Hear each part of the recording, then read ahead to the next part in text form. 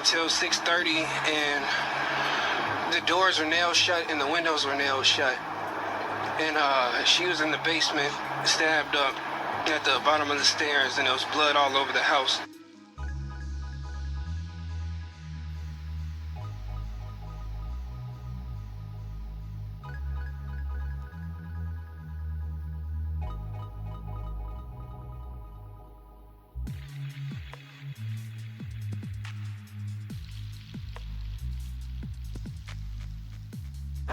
Everett and Michelle, a police source is confirming to us that that 8-year-old child was taken here to Comer Children's Hospital. We are still working to find out the information about that young child's condition.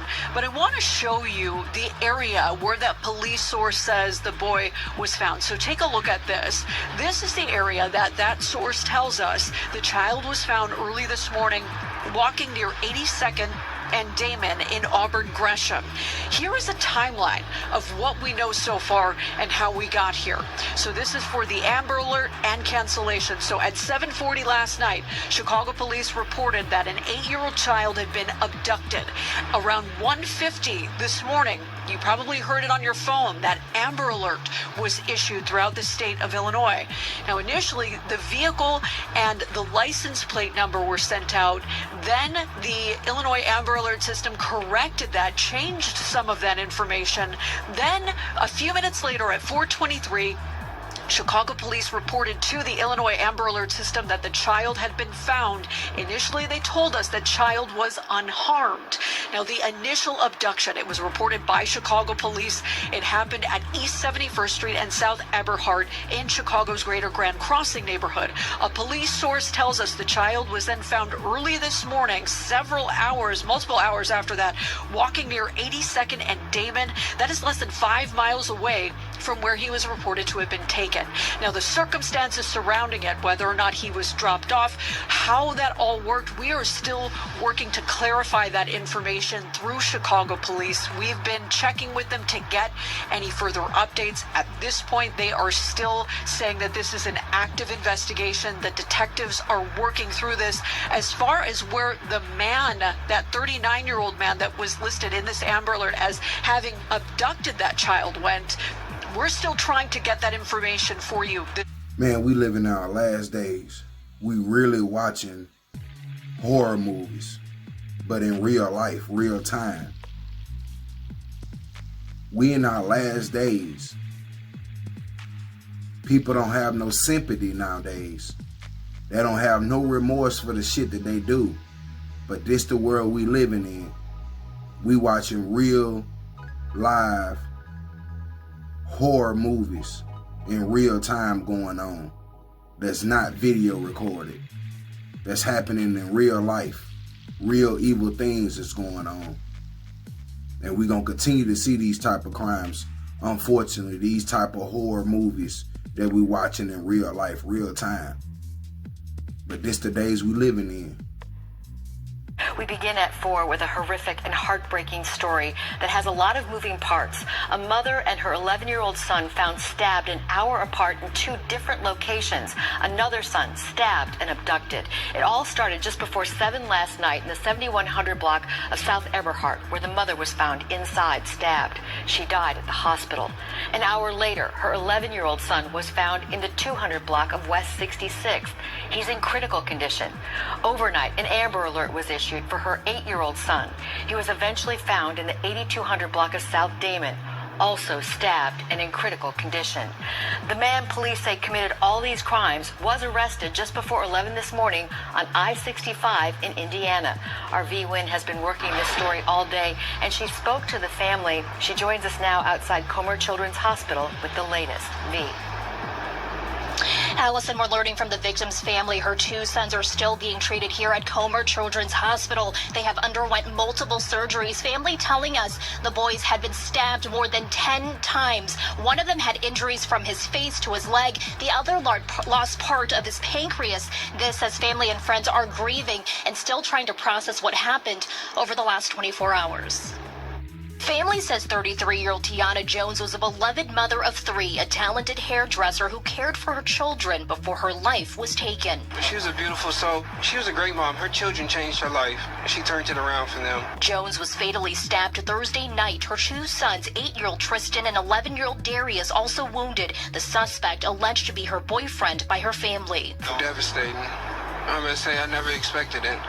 I found out at the tail end that they were in an abusive relationship 2 months ago, and then I just went over to my mom's house 2 days ago and found out that she had moved back in with him. Family says Jones was with Tristan and his 3-year-old brother last night. They were home making dinner in the 7100 block of Eberhart when she was allegedly confronted by her boyfriend. Her boys taken. Her body discovered by her mother after getting calls that something was wrong. She didn't get there until 6:30, and the doors were nailed shut and the windows were nailed shut. And she was in the basement, stabbed up at the bottom of the stairs, and there was blood all over the house. About an hour later, police say Jones's 11-year-old son was found stabbed multiple times near 66 and Wentworth. However, Tristan was still missing.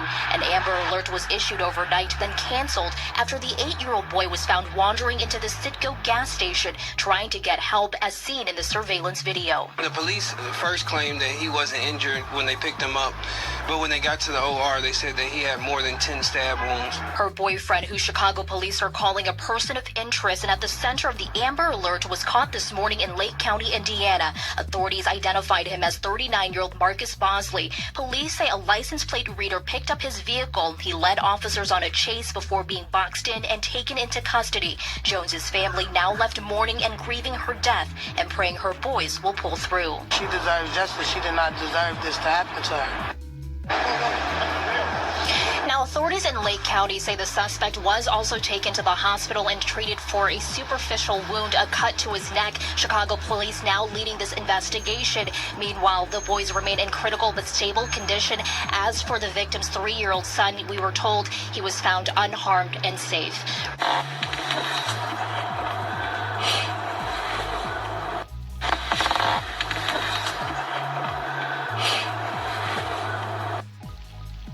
Man, we back with another crazy story out of Chicago about a mother of 3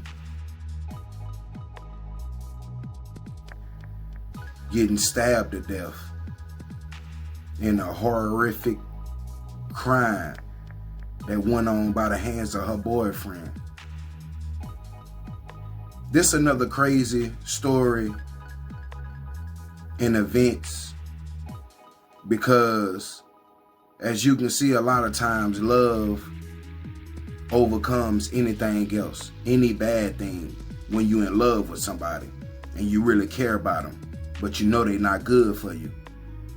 A lot of times we continue to hear these type of stories where women and men know it's a bad situation for them to be in, but they continue to stay with that person, and it always ends up to be a devastating situation at the end with someone losing their life. But this the days and times we living in.